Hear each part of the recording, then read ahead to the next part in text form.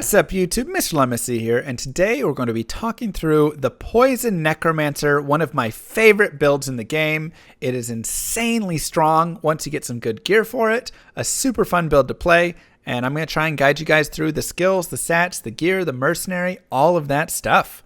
So, let's come on over and take a first look at the Necromancer right here. You can see his starting stats, his life and mana gain per vitality and energy, and per character level. And then down in the bottom right, you have all of his breakpoints right there, which are going to be very helpful overall. Take a picture of that. It will be very useful. Now, moving forward, if we take that off the screen. Oops, wrong one. Where is it? There it is. We can take a look at the final skill build that we're going to have for this character. Now, the main thing is Poison Nova, Poison Explosion, and Poison Dagger. This is your main things that you want to max out right here. That is going to finish pretty much your Poison Nova Necromancer. Of course, getting a point in lower resist as well will do that. From there, you can kind of make some decisions. This is how I personally like to build out this character, but it's up to you and how you want to shift it around. I like doing a summon necro mix with the poison because I like having a little bit of that extra damage from the summons and the survivability of all of them right there. Hi, Molith. Additionally, you can, so I like to go with the raised skeletons, 1 point revive, 1 point skeleton mastery, a point in summon and resist, and really just get a nice little summon group on top of the P and B skills. Additionally, I like a few points in corpse explosion, and then with all my plus skills, it's a very big range overall, big AoE, and then having the lower resist. You really don't need a ton of points in lower resist. If you want to min-max, you can max it out. But I really just like having 1 or 2 or 3, just a couple points in it really early on or late in the game because all of your plus skills are really going to boost it enough that it's going to be really, really solid. So I prefer really just having the skeletons and getting all of that extra stuff. Regardless, this is the build that I use. I'm sure you guys have some slight alterations to maybe what you do, but it's a really fun build overall. Now, let's talk about how we get to there because that is a very end game thing, right? That is something that's not going to be like, I just have all the skills. And people always say, how do I level to it? So, recommendation, don't start with Poison Dagger. You can. I think on YouTube, I even have a video of me playing a Poison Dagger Necro through and doing some stuff. Not recommended, though. It's pretty poor. I mean, it does okay, but you have to rely on attack rating and single target and all that stuff. And so it's just like, it's not great. If you want to, like I say, check out a video. If I have it, I'll try and link it below or something. But I would recommend instead starting with Teeth, really jamming some points there. At level 6, I get Clay Golem. At levels 10 and 11, or 11 and 12, I get Amplified Damage and Iron Maiden because Iron Maiden plus the Clay Golem can take any boss in normal on. And then I just keep jamming Teeth. Till level 17, I get Corpse Explosion, and level 18, I get Bone Spear. Then I keep jamming Bone Spear all the way up, and then at level 30 or 31, 32, whenever you kind of want to, you can respec over into Poison Nova. So you can just go here, here, here, bam, bam. Let's say you're level 33, so you can put 4 points there. You can come down here and get your Curse, and at this point, I would put the 4 points into lower res because it's going to be helpful early on, and then you can respec and remove them if you want later when you kind of go for endgame. And then you can put your remaining points right here, maybe like 1 in Clay Golem if you want, just to have some sort of buffer. But you can put your remaining points into Poison Explosion and Poison Dagger and all of this just to boost the synergies for Poison Nova. That's just going to be helpful overall for its damage right there to really boost it up. Then as you level up, you'll just keep jamming every single point you get into Poison Nova. Once that hits 20, you'll do the same for Poison Explosion and Poison Dagger and just go through this character in this exact regard. It's pretty simple overall, and you should be able to max this out really quickly, and it's not a bad build. It's an okay build at this point playing through the game, right? It will get better when we get to the gear section. In terms of stats, enough strength for gear, enough dexterity for gear, and then vitality. You can go all the way as much there. I wouldn't really put anything in energy unless you want to, because the mana cost is high with Poison Nova. So some early points into energy aren't bad, right? Maybe you go to like 50, 40, 45, 50 energy. And then when you respec, you can just have no energy later on in the game, right? But it's not a terrible place to put some points right there. So strength is just enough for your gear, and dexterity is enough for gear unless you're using Homunculus and you're going for a max block build, which isn't a bad idea on this character at all. So with that being said, let's talk a little bit about breakpoints, and then we can get into the gear itself. So here are going to be the breakpoints. Well, I showed you the breakpoints. Here's kind of how it works for this character. So he starts at 15 frames for cast rate and 13 frames for hit recovery. And then the more FCR that you get, it's going to make it so you have less cast. But of course, note that it's not every single added point will increase the speed. It's going to be at very specific numbers, right? Like 48 that you break down to that next breakpoint. So that's kind of how it goes there. And for the visual learners, I'll just show a quick way.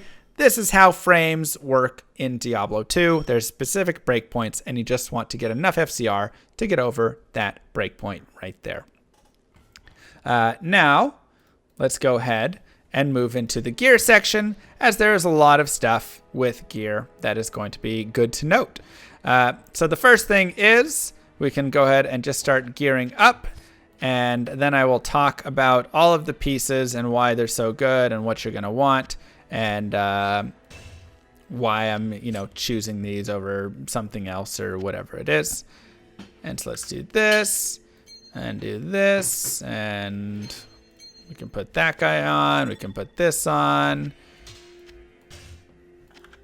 and we'll go like this. So what you're going to have here is this will be like the max block build with Homunculus, okay? So you have Death's Web, and this is the key item for this build. It absolutely destroys everything. You get 50%, minus 50% to enemy poison resist, and then I guess you get between 40 and 50. I put a 5/5 poison facet in it, on top of the 2 to all skills and then 2 to P and B skills.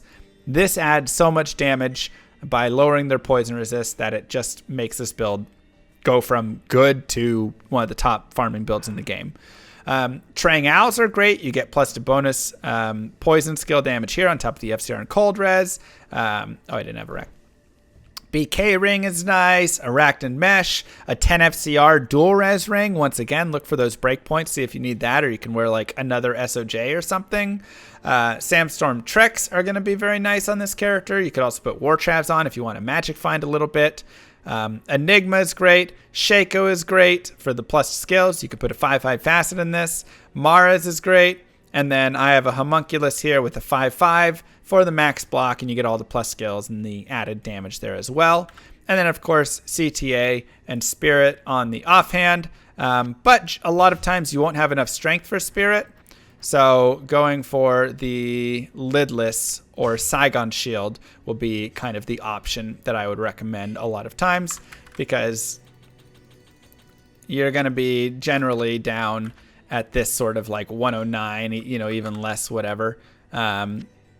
But maybe with all of that stuff, with your CTA or your Annie and your Torch and some charms and whatever stuff, maybe, and your Enigma, maybe you're close enough that going up to 156 isn't that big of a commitment, and you can put that on. So that's kind of a as you wish sort of thing. But I also have Treks and stuff, so if you do want to run like War Travs, okay, you're going to lose maybe a couple points in strength for that, and blah, blah, blah. It's always being decided, right? So this is kind of my standard build that I run for this character.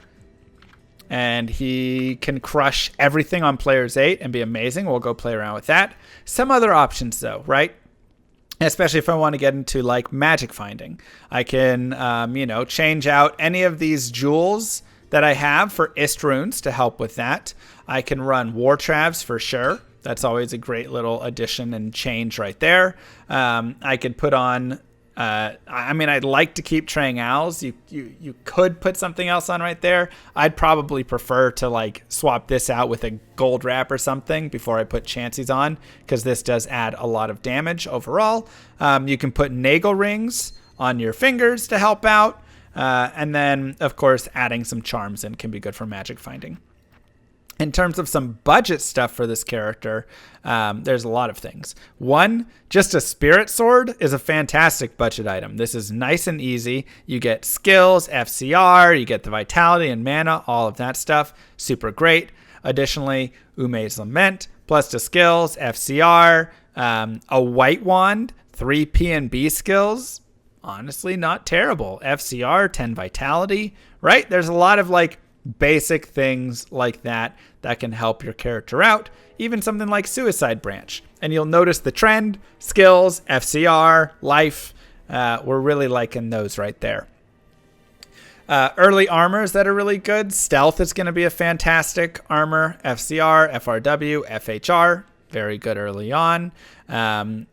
Smoke can work just for some good resistances later if you need. You do lose some of those other stats though. I really love a Viper Magi and a Q Hagens. These are going to be two really good like early ones. Viper Magi would be preferred, but even plus skills from like Spirit Shroud or something isn't terrible. So that's not a bad idea right there. Night Smoke is okay. String of Ears is okay. Gold Wrap isn't bad. The triple Trang set is actually pretty solid. Let me grab that really fast. So if you get the triple Trang set, you can see you get minus 25 to enemy poison resistance on the helm right there, which is super nice on top of the added benefits of regen mana and then cold resist. But this is really like the big thing that a lot of people will sometimes use for this character. So that totally works right there. And yeah, that's going to be kind of some of that budget stuff. Let me go back to the budgets. But additionally, even just like a big life belt is super great when you're just leveling through this game. You don't have anything good yet. Just get a big old belt and shove it in. In terms of gear or for jewelry, I'm looking at things like Seraph's Hymn, plus 2 to all skills.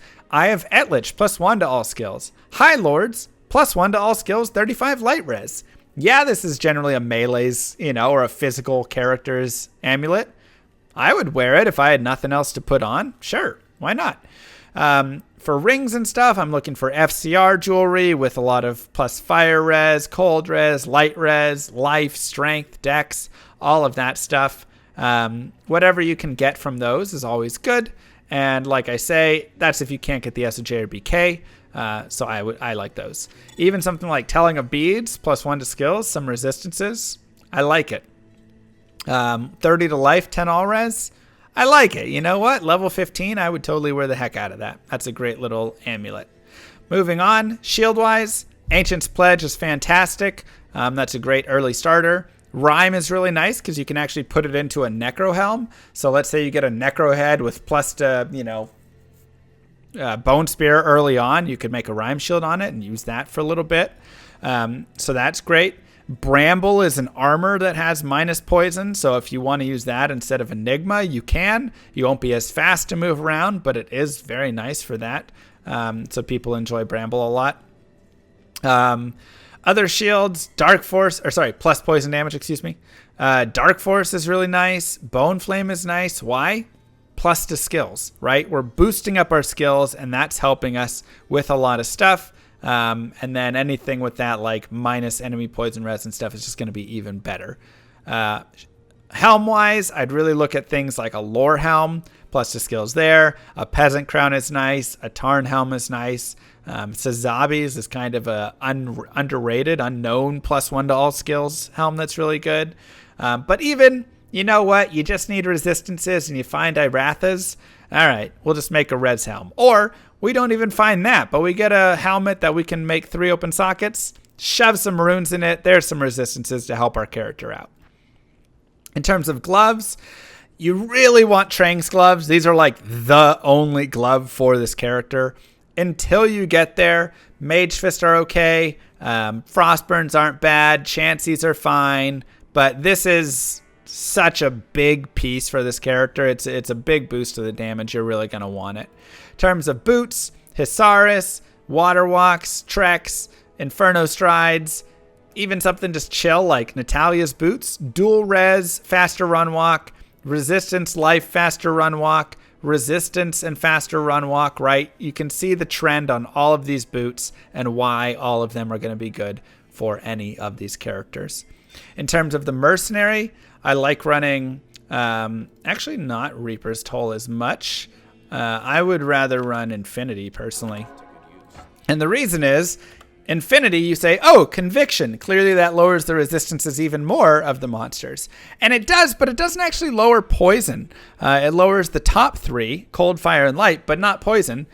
But we're running Corpse Explosion, and Infinity is very nice for the Corpse Explosion damage. So I do like to have it for that purpose. Additionally, though, you can just run Insight or something to just get the mana regen. That can be very helpful for the character and very cheap and easy to make early on. Obedience is very cheap and easy to make and has high damage. Reaper's Toll is a very strong weapon. Bone Hew is strong. Tomb Reaver is strong. All of those are great. I also like having Fortitude and Andes. I think universally they're just like the 2 best items. Andes would be better with a Rao rune in it, but whatever. Just getting these on the character are really nice. If you can't, Treachery is great. Shaft Stop is great. Gladiator's Bane is okay. I mean, there's some other things, but Treachery and Fort are really like a league above. They're really the better rune words for the Mercenary. In terms of Helmet, Crown of Thieves is good. Taurash's is good. Vamp Gaze is good. You really want plus, just Lifesteal. Lifesteal for the Mercenary is super solid, super great, and just going to be what you want to focus on. So that really covers this character overall. He is, like I said, absolutely just one of the most fun characters that I have ever played. I love playing him so much. And like I say, you can just absolutely slaughter everything with this character. He's great in the cows. He's great in the pits. He's great in so many areas. And just has a massive radius for everything. And just kills it all. And he can play Player's 8. He's one of the top farming characters in the game because he has the ability to murder things on Player's 8. And great for farming runes, great for farming, bases, any of that stuff. So I really, really, really love this character. Would happily say one of my top 3 characters of all time that I've played. With that being said, I'd love to hear your guys' thoughts on it. Love to hear how you guys play. Any comments, please post them down below. Don't forget to like and subscribe. And peace, YouTube.